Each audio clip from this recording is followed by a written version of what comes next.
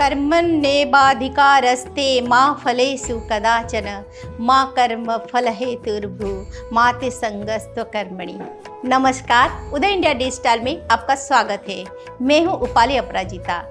श्रीमद् भगवद गीता का यह बेहद महत्वपूर्ण श्लोक आप सभी ने सुना होगा।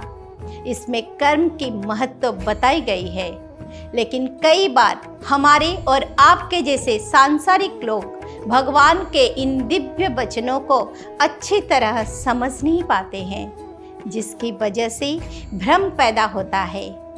आपने देखा होगा कि कई बार लोग गलत कार्यों को भी कर्म का नाम देते हैं और भगवान कृष्ण और गीता का नाम लेकर उसे साबित करने की कोशिश करते हैं।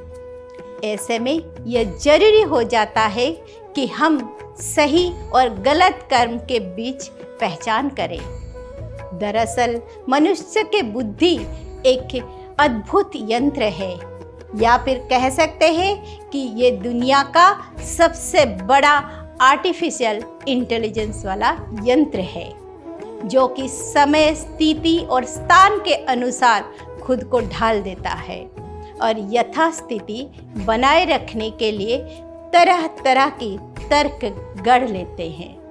यही वजह है कि लोग गलत कार्य को सही साबित करने के लिए कर्म की सिद्धांत का दुरुपयोग करते हैं। लेकिन वेदों और उपनिषदों का अध्ययन किया जाए तो यह बिल्कुल स्पष्ट हो जाता है कि मनुष्य के कर्म कैसे होने चाहिए। उदाहरण के तौर पर कठोपनिषदों में साफ तौर पर लिखा हुआ है कि कर्म के 2 प्रकार है। एक कर्म वो है जो बांधता है और दूसरा कर्म वो है जो मुक्त करता है। इसके लिए श्रेय और प्रिय का प्रयोग किया गया है। श्रेय कर्म वो होता है वो मनुष्य को ईश्वर की तरफ लेके जाते हैं। ऐसे कर्म का उद्देश्य आध्यात्मिक सुख की प्राप्ति करना होता है और आखिरी समय में ईश्वर में लीन हो जाना होता है। दूसरे है प्रिय कर्म, जो कि मनुष्य को संसार में और भी बांधते हैं और उसे तरह तरह की सांसारिक कामनाओं में और इच्छाओं का गुलाम बना देते हैं। दूसरे शब्द में कहे तो श्रेय कर्म किसी मनुष्य को उच्चतर उद्देश्य की तरफ लेकर जाते हैं, जबकि प्रिय कर्म मनुष्य को निम्नतर उद्देश्य की तरफ लेकर जाते हैं। दोनों ही कर्म है, लेकिन इन दोनों का उद्देश्य अलग अलग होता है। अब यह मनुष्य की अपनी पसंद है कि वो श्रेय कर्म को अपनाए या फिर प्रिय कर्म को। इसी तरह ईशोपनिषद में भी कर्म की परिभाषा 2 तरह के है, जिसे विद्या और अविद्या के नाम दिया गया है। विद्या भी श्रेय कर्म की तरह मुक्त करती है, जबकि अविद्या प्रिय कर्म की तरह बांधते हैं।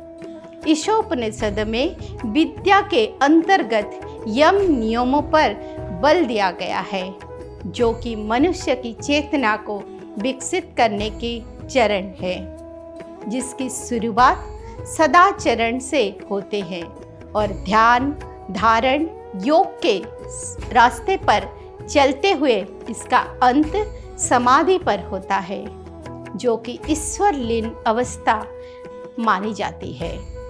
वही अविद्या के मार्ग का अनुसरण करते हुए मनुष्य भोग और लिप्सा में डूबकर संसार से बंधा रह जाता है और तरह तरह की दुखों को प्राप्त करता है। तो यह थी कर्म से सिद्धांत की मूल व्याख्या, जो यह बताती है कि मनुष्य को किस तरह के कर्म का चुनाव करना चाहिए। कर्म अच्छा भी है और बुरा भी। कर्म ही मुक्ति भी दिलाता है और कर्म ही संसार से बांधता भी है।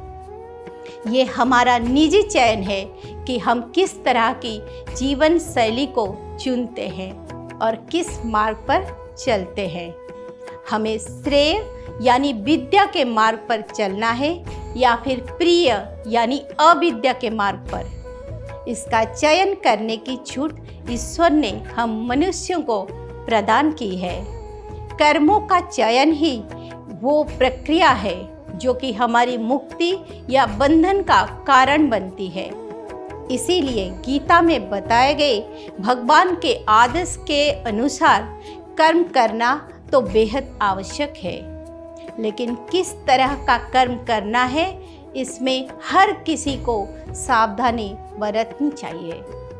भारतीय दर्शन में इस बारे में बेहद स्पष्ट निर्देश दिए गए हैं। उदय इंडिया डिजिटल पर हम आपको प्राचीन भारतीय दार्शनिक परंपरा के गूढ़ रहस्य के बारे में बताते रहेंगे।